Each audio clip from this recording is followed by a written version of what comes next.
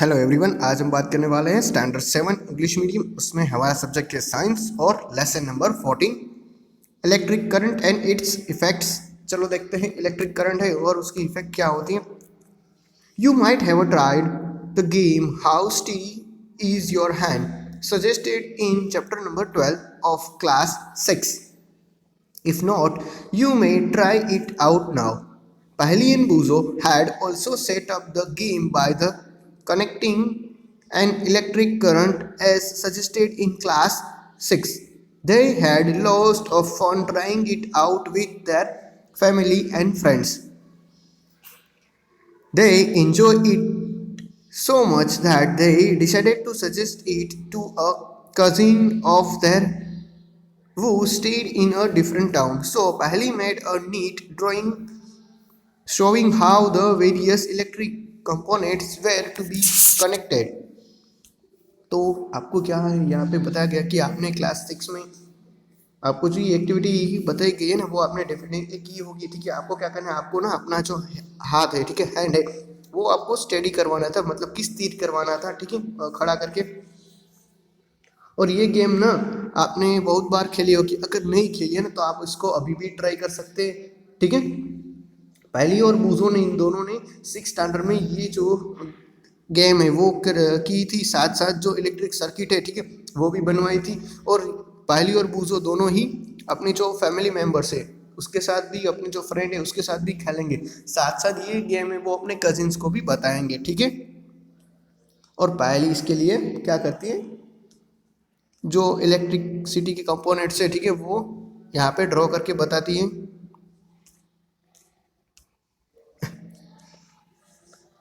Can you draw this circuit conveniently?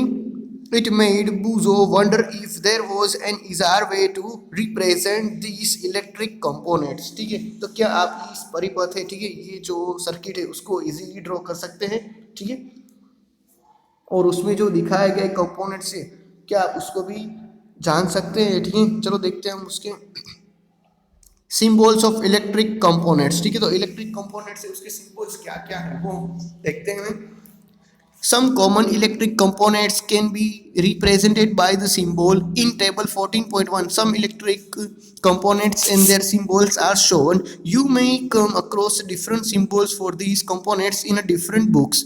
However, these books is we shall be using the symbol showing here. Look at the symbol carefully in the symbol for the electric cell. Notice there is a longer line and a shorter but thick parallel line. Do you recall that an electric cell has a positive terminal and a negative terminal? In this symbol of a electric cell, the longer line represent the positive terminal and the thicker shorter line represent the negative terminal. For a switch, the on position and the off position are represented by the symbol as shown. These wire used to connected the various components in a circuit are represented by line. In table 14.1, a battery and its symbol are also shown. Do you know what a battery is? Look at a symbol of a battery. Can you make out what a battery could be? For some of the activities, we may need more than one cell. So we connected two or more cells together as shown in figure 14.2. Notice. तो चलो बच्चों, अब यहाँ पे ये हमें कह रहे हैं कि जो जनरल यूज़ होता है ना इलेक्ट्रिसिटी का, ठीक है, उसके जो कंपोनेंट्स होते हैं, जो जनरल कंपोनेंट्स, वो हमें टेबल है ना 14.1 उसी में दिखाया गया है। ठीक है, तो किस तरह से उसका यूज़ करना है, ठीक है, तो कौन सी स्विच ऑफ होगी, कौन सी ऑन होगी, ठीक है, इलेक्ट्रिसिटी की वायर है वो कब कनेक्टेड होगी, ये सारा का सारा जो डिटेल है वो हमें 14.1 टेबल में दिया गया है। तो सीधा ही हम वहाँ पे आ जाते हैं। तो हमारे सामने ये जो पहला है, ठीक है, ये येलो कलर वाला वो है बैटरी, जिसको हम सेल भी कहते हैं, ठीक है, बैटरी भी कह सकते हैं, चलेगा, वो दोनों एक ही है। अब देखो, अब जब भी हमें सेल को ड्रॉ करना है ना, तो हम पूरा इस तरह से सेल को ड्रॉ नहीं करेंगे, लेकिन इसी तरह से सिंबल कर देंगे, ठीक है। तो क्या होगा कि देख, यहाँ पे जो राइट साइड वाली है वो डार्क होगी, और जो लेफ्ट साइड वाली जो ड्राइंग है वो कैसी होगी, वो लाइट होगी, ठीक है। इस तरह से हम बैटरी को यानी कि सेल को ड्रॉ कर सकते हैं। फिर एक इलेक्ट्रिक बल्ब, तो ये रहा ओरिजिनल इलेक्ट्रिक बल्ब, लेकिन इलेक्ट्रिक बल्ब ड्रॉ हम इस तरह से करेंगे, ठीक है, इसी तरह से, ठीक है। फिर तीसरा है स्विच ऑन पोजीशन, ठीक है। तो स्विच ऑन पोजीशन कब होगी, तो ओरिजिनली स्विच हमारी कुछ इस तरह से, लेकिन स्विच ऑन की पोजीशन हम इस तरह से देखेंगे, ठीक है। क्या होगा कि दोनों लाइन हैं उसके दोनों सेम सिरे पे क्या आएगा, डार्क पॉइंट आएगा, और फिर ऊपर लाइन आएगी, ताकि स्विच है वो ऑन है। अब स्विच ऑफ किस तरह से होगी कि जो राइट साइड वाला हिस्सा है ना वो अप में जाएगा, ठीक है। अब नेक्स्ट देखते हैं बैटरी, ठीक है। तो बैटरी किस तरह से होगी, यानी कि दो से ज़्यादा सेल है उसको हम बैटरी कहेंगे इसमें। तो बैटरी ड्रॉ करने के लिए क्या करना पड़ेगा, हमें पहले जो नॉर्मल सेल का डिज़ाइन था वो तो करना ही है, लेकिन सेल के अंदर और एक सेल आ गया, तो हमें क्या करना पड़ेगा, इस तरह से एक लाइन, फिर डॉट डॉट डॉट, और फिर वापस एक डार्क डॉट। अब देखते हैं वायर, ठीक है। तो वायर को हम किस तरह से ड्रॉ करेंगे, एक पतली सी लाइन को ही वायर बता देंगे। तो इस तरह से हम जो सर्किट बनाने वाले हैं ना, इलेक्ट्रिक सर्किट, ठीक है, उसके लिए हमें इतने सारे सिंबल्स लगेंगे, ठीक है। लेकिन हम ओरिजिनल ड्रॉ करने के लिए कहीं पर भी नहीं जाएंगे। अब देखते हैं figure 14.2 notice that the positive terminal of one cell is connected to the negative terminal of the next cell. Such a combination of two or more cell is called battery. ठीक है, यानी कि दो और उससे ज़्यादा सेल जब एक दूसरे के साथ कनेक्टेड हो जाते हैं ना, उसी को कहते हैं बैटरी। तो अब यहाँ पे ये भी है कि यहाँ पे नेगेटिव है, देखो यहाँ पे पता चल जाएगा, पॉजिटिव मतलब प्लस प्लस वाला, और नेगेटिव मतलब माइनस वाला। तो जो माइनस वाला है वो नेगेटिव है, वो दूसरे सेल के पॉजिटिव के साथ जुड़ा हुआ है, ठीक है, यहाँ पे दिख रहा है हमें। आगे देखते हैं,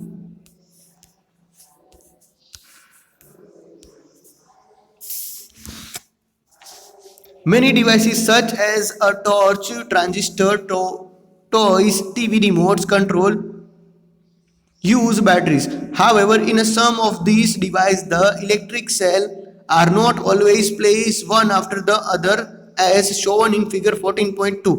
Sometimes the cell are placed side by side, then how they are terminal of the cell connected. Look carefully inside the battery components of any device. There is usually a thick wire or a metal tapes connected to the positive terminal of one cell to negative terminal of the next cell. In order to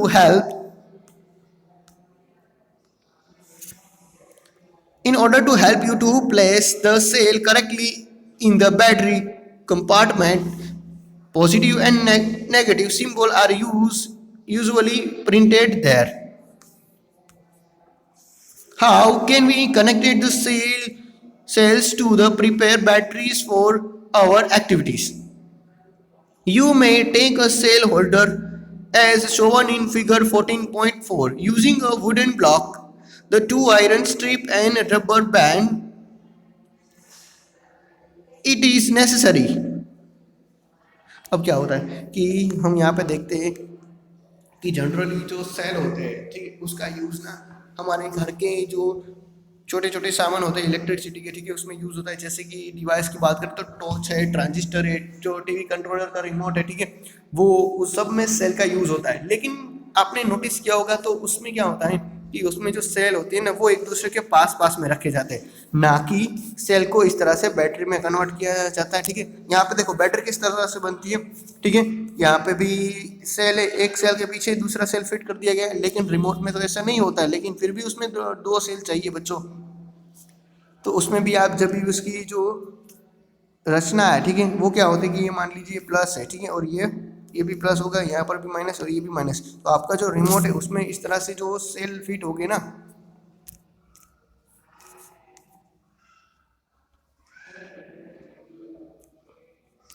ठीक है, ये मान लीजिए ये plus है और ये भी प्लस, ये माइनस माइनस। तो आपका जो रिमोट है वो उसमें इस तरह से सेल फिट किए गए होंगे, ठीक है। तो क्या होगा कि इसका जो प्लस का है ना पॉइंट और इसका जो माइनस का है वो एक दूसरे के साथ जुड़े होने चाहिए, ठीक है। तो किस तरह से जुड़ेंगे कि ये जो प्लस है ना, उसका एक वायर ना कहीं से पीछे से अंदर से इसके साथ जुड़ा हुआ होगा, ठीक है, ताकि ये सेल है वो आपस में जुड़े रहे, सेम ही पोजीशन होगी, ठीक है। इसमें भी देखो यहाँ पर भी यही था ना कि एक माइनस का था और एक प्लस का जुड़ा हुआ था, तो उसमें भी इसी तरह से जुड़े हुए हैं। अगर हमें बैटरी खुद से बनानी है, ठीक है, वो भी बहुत सारे सेल से, तो किस तरह से बनेंगे, तो कुछ इस तरह से बनेंगे, हम एक के पीछे एक सेल है वो कनेक्ट करते जाएंगे, ठीक है। यहाँ पर भी दिखाई दे रहा है, ठीक है, देखिए रिमोट में भी इस तरह से होता है, देखो यहाँ पे प्लस की साइन है, ठीक है, और उसका एक वायर माइनस के साथ जुड़ा हुआ है, तो इस तरह से जो हमारी बैटरी है, ठीक है, जो हमारे सेल हैं, जो रिमोट है उसमें इस तरह से वर्क करते हैं, ठीक है। यहाँ पर भी इस तरह से होता है, देख लीजिए, ठीक है। यहाँ पर भी देखो यहाँ पे कौन सा आएगा, यहाँ पे प्लस वाला आएगा और जबकि यहाँ पे माइनस वाला आएगा, तो क्या होगा कि इसी के अंदर ना इसका एक वायर है ना यहाँ पे जुड़ा हुआ होगा, ठीक है। नेक्स्ट देखते हैं, it is necessary that the rubber band hold the metal tips tightly. You could also buy a cell holder from the market for making a batteries of 2 or more electric cell. Place the cell in them properly such that the positive terminal one of the cell is connected of the negative terminal of the next cell. Connect a piece of wire each to the two metal clips on the cell holder as shown figure 14.5. Your battery is ready for use. अब क्या होता है कि हमें भी अपनी जो battery बनानी है तो उसके लिए पीछे क्या करना पड़ेगा, हम एक या तो खुद से स्टैंड बनाएंगे या तो मार्केट में से स्टैंड ले लेंगे, और हमें ध्यान रखना है कि वो खुद से बनाया हुआ स्टैंड है, ठीक है, उसमें हमारी जो बैटरी है वो निकल ना जाए। और फिर क्या करना है, हमें एक के पीछे एक सेल है उसको कनेक्ट कर देना है वायर के थ्रू, ठीक है, जिस तरह से हमने अभी पढ़ा था।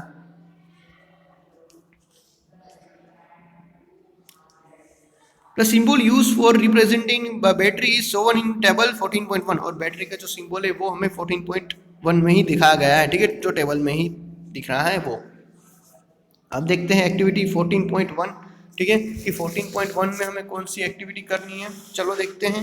Make the electric circuit shown in figure 14.7. You use a similar circuit in a class 6 to make an electric bulb glow. अब आपको क्या करना है, आपको ना एक एक्टिविटी करनी है, जैसे कि 14.7 में आपको जो पिक्चर बताया गया है ना उसी तरह से आपको भी एक सर्किट तैयार करनी है, जो कि आपने ये क्लास 6 में भी तैयार की थी, ठीक है, और जो बल्ब है वो ग्लो हुआ था। लेकिन अब इस पर क्या करना है, आपको ना इसका पिक्चर है सिंबल का यूज करके आपको इसका पिक्चर क्या करना है ड्रॉ करना है, वो भी नोटबुक में। तो चलो यहाँ पे देखते हैं, जैसे कि बल्ब है, ठीक है, तो हमने देखा था कि बल्ब की साइन किस तरह से थी, इस तरह से थी कुछ, ठीक है, और यहाँ पे जो दोनों वायर जा रहे थे और फिर राउंड शेप में था, तो ये रहा बल्ब, ठीक है, और यहाँ पे ऐसे साइन की गई तो मतलब कि ग्लो कर रहा है। फिर बैटरी का सिंबल हमने देखा हुआ था, ठीक है, एक पतली लाइन और एक डार्क लाइन लेकिन छोटी लाइन, और एक स्विच भी कनेक्टेड है, ठीक है, तो स्विच अभी ऑन है यानी कि बल्ब ग्लो है। तो इस तरह से हमें क्या करना है, एक्टिविटी 14.1 में सर्किट का ड्राइंग करना है। अब देखते हैं नोट में, नोटिस में हमें क्या दिया गया है। Notice that the key or a switch can be placed everywhere in the circuit. When the switch is on, the position the circuit from the positive terminal of the battery to the negative terminal is completed. The circuit is then said to be closed. The current flow throughout the circuit instantly. When the switch is in the off position, the circuit is incomplete. It is said to be open, no current flow through any part of the current circuit.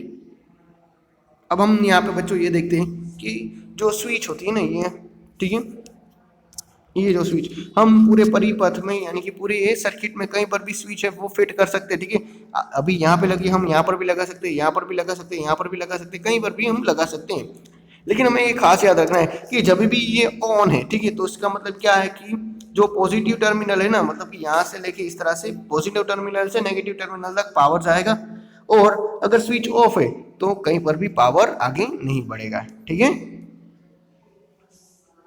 In the bulb there is a thin wire called the filament which glow when an electric current pass through it. When the bulb gets fused, the filaments broken. अब क्या होता है कि bulb है ना, उसमें भी filament आया हुआ है। तो मैं आपको बताने की कोशिश करता हूँ बल्ब।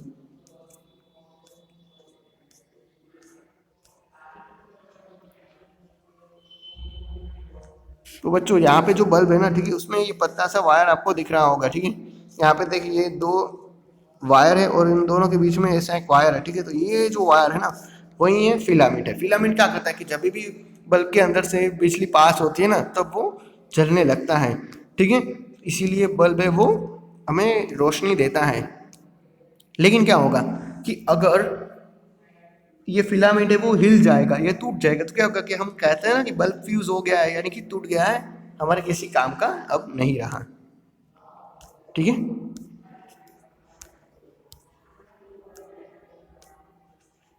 अब देखते हैं क्वेश्चन में, never touch a lighted electric bulb connected to the main, it may be a various hot and your hand may get burned badly.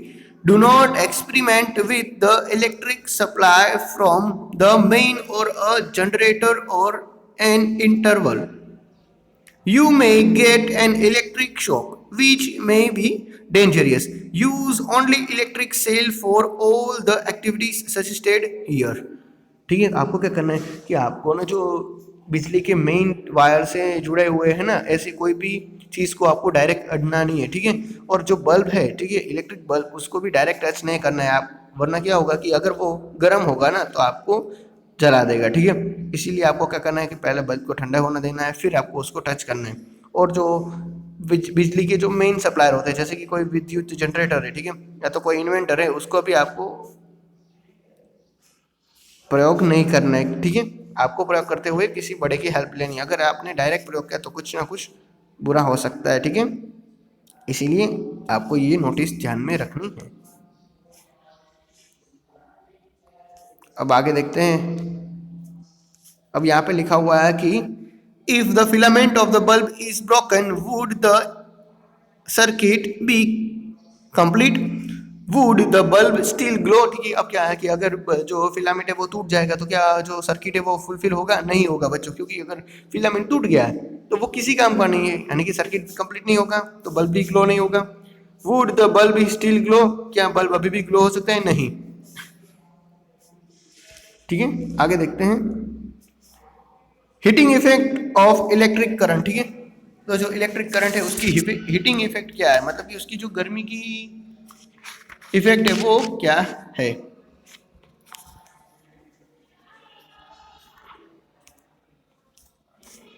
Take an electric cell bulb, a switch and connecting wire. Make an electric circuit as shown in figure 14.9. This activity has to be done using only one cell. Keep the switch on off. अब आप on off position. Does the bulb glow? Touch the bulb. Now move the electric switch on the on position and let the bulb glow for a minute. So again the touch the bulb. Do you feel anything? After moving the switch back to the off position, touch the bulb again. अब क्या होता है कि आपको ना पहले एक circuit बनाना है बल्ब के साथ और फिर उसको ऑफ पोजीशन में रखना है। जैसे ही आप ऑफ पोजीशन में होगे ना, तब आपको बल्ब को टच करना है। तो क्या हुआ, ठीक है, बल्ब अभी ठंडा ही है, लेकिन जब आप उसको ऑन पोजीशन में करते हो और 2-3 मिनट बाद उसको चेक करते हो, तब क्या होता है कि आपको ना जो एक हीट वाली पोजीशन है ना, वो देखने को मिलती है कि बल्ब है वो गर्म हो चुका है, ठीक है, तब चुका है। नेक्स्ट देखते हैं activity 14.3।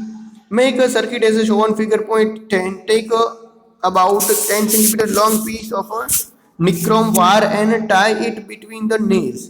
Get a nichrome wire from an electric repair shop, or you can use a piece of discarded coil of an electric heater. Touch the wire. Now switch on the current in the circuit by moving the switch on position. After a few seconds, touch the wire. Do not hold it for a long time. Switch off the current, touch the wire again after a few minutes. अब क्या है कि आपको ना एक nichrome का wire लेना है, ठीक है, और उसको ना इस सर्किट में वापस फिट कर देना है, ठीक है, जो सर्किट हमें यहाँ पे दिखाई गई है, और वापस उसको ऑन ऑफ पोजीशन में करना है। पहले ऑफ होगा तो क्या होगा कि वो वायर है वो बिल्कुल ठंडा होगा, लेकिन जब आप उसको ऑन करते हो तो फिर क्या होता है कि जैसे ही आपने उसको ऑन किया है ना, तो क्या होगा कि जो वायर है ना वो थोड़ी देर बाद गर्म हो जाएगा, ठीक है, क्योंकि ये हम बताता है कि इलेक्ट्रिसिटी है उसका हम हीट में भी चेंज कर सकते हैं, ठीक है, उसका रूपांतर कर सकते हैं। लेकिन हमको ये ध्यान रखना है कि जब आप उस वायर को टच करते हैं ना, तो बहुत ही लंबे टाइम तक मत पकड़ना, क्योंकि वो आपका हाथ भी चला सकते हैं। अब नेक्स्ट देखते हैं।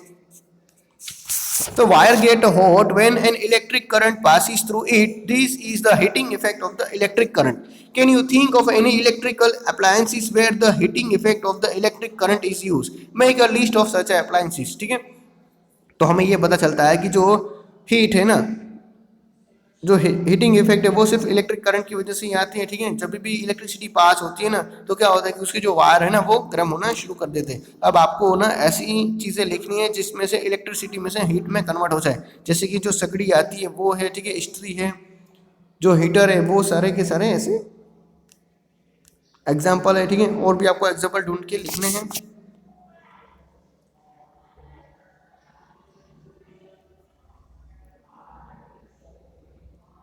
अब देखते हैं। You might have seen an electric room heater or an electric heater used for cooking. All these contain a coil of wire. This coil is wire is called an element. अब क्या होता है कि आपने कहीं कभार इलेक्ट्रिक हीट जो room heater है वो भी देखे होगे, इलेक्ट्रिक हीटर भी देखे होगे, जो खाना पकाने में हेल्प करते हैं, ठीक है। ये सब कुछ हो सकता है सिर्फ कॉइल की वजह से, ठीक है। तो कॉइल में वायर होते हैं और उसी को कहते हैं एलिमेंट, ठीक है। क्या कहते हैं? एलिमेंट। तो हमें ये याद रखना पड़ेगा कि कॉइल में जो वायरों का जो गुच्छा होता है ना, उसको उसी को कहते हैं हम एलिमेंट, ठीक है। तो यहाँ पे जो कॉइल है ना, आयरन की जो कॉइल होती है वो हमें दिखाई गई है, ठीक है। यहाँ पे हमें देखने को मिल रहा है कि कितने छोटे छोटे वायर है, उसके तार हैं जो लगाए गए हैं। और इसका यूज़ कहाँ पे होता है, ठीक है, तो जैसे कि हीटर में होता है, हॉट प्लेट्स में होता है, ठीक है, आयरन पे होता है, गीज़र में होता है, इलेक्ट्रिक किटली में होता है, हेयर ड्राई में होता है, तो इन सब में सर्किट है उसका यूज़ होता है। अब नेक्स्ट देखते हैं बच्चों। तो आप after connecting to the electric supply, their elements become a red hot and given out heat. The amount of heat produced in a wire dependent on its material length and thickness. Thus, for a different requirement, the wire of a different material and a different length and thickness are used. Wire used for making an electric circuit do not normally become a hot. One the other hand, the elements of some electric appliances become so hot that they are easily visible. अब क्या होता है कि electricity है ना जहाँ से पास होती है, ऐसा नहीं जरूरी है कि हर बार वो वायर है वो हमेशा गर्म ही हो जाए, ठीक है। कहीं ऐसे सारे एप्लीकेशन अप्लायंसेस हैं जिसमें ये वायर है वो गर्म नहीं होता है, लेकिन कई सारे ऐसे भी एलिमेंट्स हैं जिसमें जो वायर होते हैं ना वो जल्दी से गर्म होना शुरू हो जाता है, ठीक है। जैसे कि हमने अभी अभी देखा जो हीटर है, गीजर है, ठीक है, उन सब में ऐसा होता है। अब यहाँ पे आपको ना इंफॉर्मेशन दी गई है, ठीक है।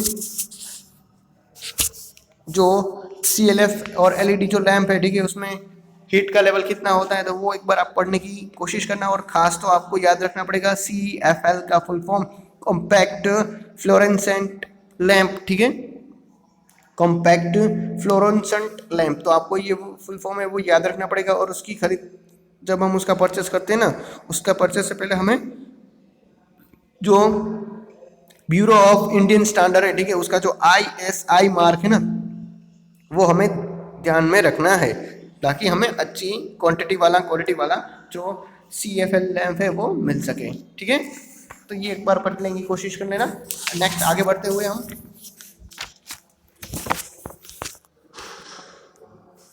an electric bulb get heated to such a high temperature that is started glowing. If a large current pass through a wire, the wire may become so hot that is may even melt or break.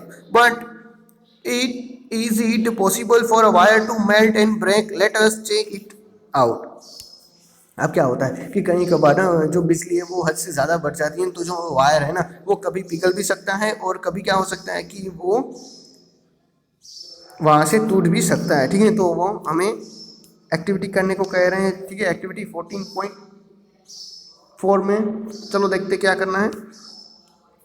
Make the circuit we use for activity 14.3 again, however replace the cell with a battery for of a 4 cell.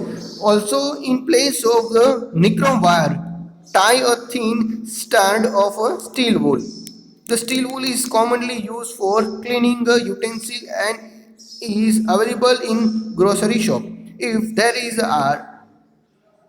there are any fans in the room, switch them off. Now pass the current through the circuit of for some time. Observe the start of steel wool carefully. Note what happened. Does the strand of steel wool melt and break? Wire made of some special material melt quickly and break when a large electric current are passes through them. These wire are used for making electric fuse. अब क्या होता है कि यहाँ पर हम activity करने को कह रहे हैं कि जो हमने 14.3 में सर्किट बनाया हुआ था ना, उसी सर्किट में हमें अब निक्रोम तार की जगह पे हमें ना जो स्टील वूल वायर आता है ना, ठीक है, जो यूटेंसिल को साफ करने में भी यूज़ होता है, उसका यूज़ करना है। और वापस उसमें हमें जो बैटरीज है ना वो भी चेंज करनी है। हमने अभी एक सेल वाली बैटरी की बजाय 4 सेल वाली बैटरी लेनी है ताकि पावर भी बढ़ जाए। और फैन जो रूम है उसका फैन भी ऑफ कर देना है। और हमें नोट करना है ऑब्जर्वेशन। तो हमें ये ऑब्जर्वेशन मिलता है कि अगर हद से ज़्यादा जब बिजली है वो पास होती है ना तार में से, तो क्या होगा कि तार है वो पिघल जाएगा या तो टूट जाएगा, ठीक है। एकदम इलेक्ट्रिक फ्यूज का काम वो करते हैं। और फ्यूज तो आपने देखा ही होगा, आपके घर में भी होगा, ठीक है। Building fuse are interested in all electric circuit. There is a maximum limit on the current which can safely flow through a circuit. If by accident the current exceed this safe limit, the wire may become overheated and may causes fire. If a proper fuse is there in the circuit, it will blow off and break the current. अब क्या होता है कि यहाँ पर हमें यही बात बताई जा रही है कि जो सर्किट में फ्यूज़ होता है ना वो एक अच्छा काम करता है। क्योंकि फ्यूज़ होता है ना, उसकी वजह से क्या होता है कि अगर हमारा जो सर्किट है उसमें इलेक्ट्रिक जो वेव्स है, ठीक है, इलेक्ट्रिक जो पावर है वो हद से ज़्यादा बढ़ जाता है ना, तो क्या होगा कि अगर वो हमारे लैंप है जो हमारी चीज़ है उसको ख़राब ना कर सके, इसीलिए फ्यूज़ है वो अच्छा है, सेफ्टी के तौर पे बहुत ही काम आता है। फ्यूज़ का एक ही काम है कि अगर हैवी इलेक्ट्रिक करंट उसमें से पास हुआ है सर्किट में से, ठीक है, तो वो क्या करेगा, उसका जो वायर है वो पिघल जाएगा और वहीं पे जो सर्किट है वो टूट जाएगा, ठीक है, आधा बन जाएगा, तो वो पावर आगे ही नहीं बढ़ पाएगा। तो हमारे सारे जो इलेक्ट्रिक अप्लायंसेस हैं वो बच जाएंगे, ठीक है। अब हम देखते हैं एमसीबी, ठीक है। तो एमसीबी क्या है, मिनिएचर सर्किट ब्रेकर है, ठीक है। जो मिनिएचर सर्किट ब्रेकर उसका काम क्या है, उसका काम भी एक शॉर्ट गार्ड की तरह है, ठीक है। अगर पावर हद से ज़्यादा बढ़ जाता है, ठीक है, वायर में शॉर्ट आना शुरू हो जाता है ना, तो क्या होगा कि इसकी जो स्विच है ना वो अपने आप पड़ जाएंगी, गिर जाएंगी, ताकि क्या होगा कि जो हमारी चीज़ें हैं ना, इलेक्ट्रिक जो चीज़ें उसको नुकसान ना हो सके, ठीक है। और ये भी ISI मार्क है उसमें लगा होता है। अब हम नेक्स्ट देखते हैं। तो इस तरह से जो फ्यूज़ है ना वो हमारी अप्लायंसेस हैं उसको डैमेज होने से बचाता है। अब देखते हैं magnetic effect of the electric current, ठीक है। तो इलेक्ट्रिक करंट की मैग्नेटिक इफेक्ट क्या होती है वो देखते हैं। Take the cardboard tray from inside a discarded matches box. Wrap an electric wire with a few times around the cardboard tray. अब क्या करना है आपको ना, जो माचिस का बॉक्स आता है ना उसके आसपास ना इस तरह से इलेक्ट्रिक वायर है उसको घुमा देना है।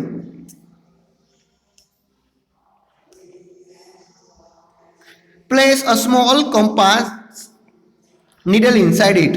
Now connect the free ended of this wire to an electric cell through a switch as shown figure 14.17। अब आपको क्या करना है, आपको ना उसी बॉक्स के अंदर छोटा सा जो कंपास बॉक्स है वो डाल देना है। और फिर जैसे ही आप अगर आपने स्विच ऑन की है, ठीक है, पहले आपको स्विच ऑफ रखनी थी, ऑफ रखने के बाद आपको क्या करने का पड़ेगा, आपको ना उसकी जो कंपास है उसकी डायरेक्शन है वो फाइंड कर लेनी है, ठीक है, कि कौन सी डायरेक्शन में। फिर आप जैसे ही ऑन करोगे तो उसकी जो डायरेक्शन है वो कंप्लीटली चेंज हो जाएंगी। तो इस तरह से हम कह सकते हैं कि जो इलेक्ट्रिक करंट है ना उसमें भी मैग्नेट पावर होता है, ठीक है, क्योंकि उसी वजह से जो कंपास है उसकी जो डायरेक्शन है वो चेंज हो चुकी है, ठीक है।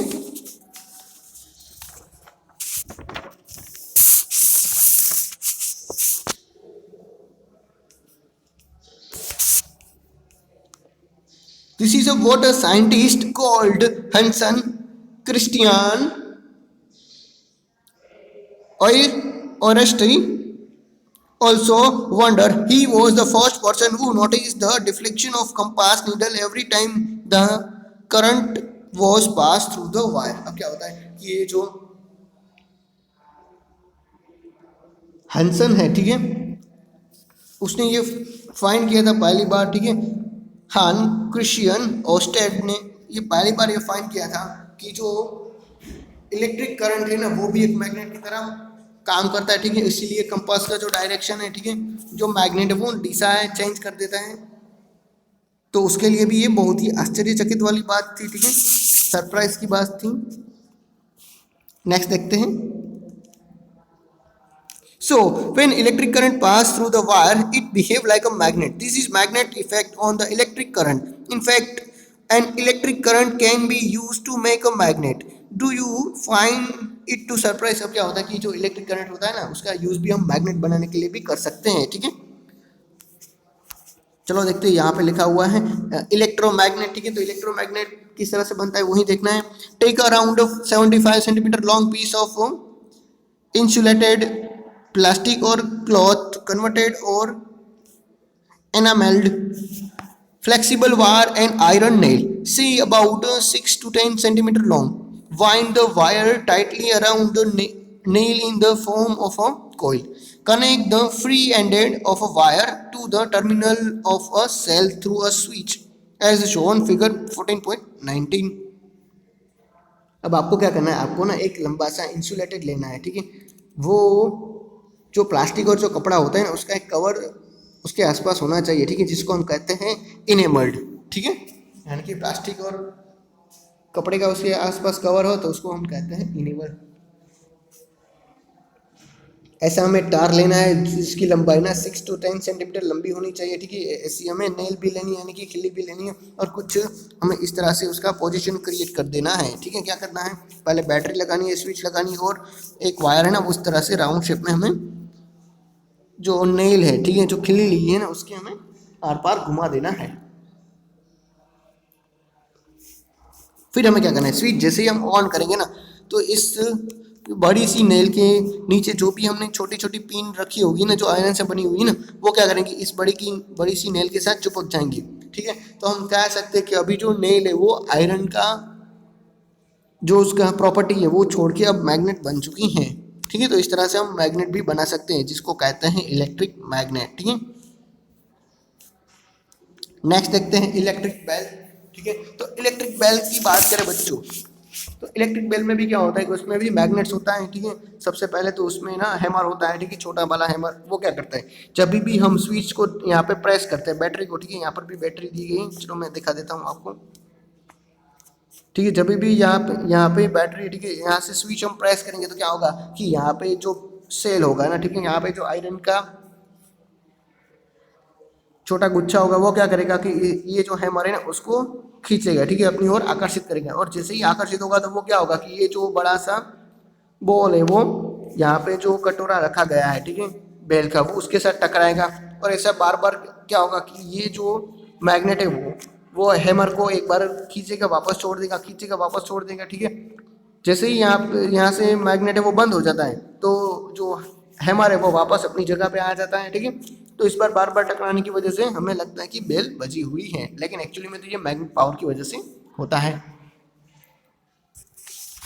उसी के साथ बच्चों हमारा लेसन नंबर 14 यहाँ पे कंप्लीट होता है। चलो हम देखते हैं उसके हार्डवर्ड, ठीक है। तो हार्डवर्ड में हमें कीवर्ड है जहाँ पे लिखा हुआ है बैटरी, ठीक है। बैटरी का मतलब होता है दो और उससे ज़्यादा सेल से बनी हुई है चीज़।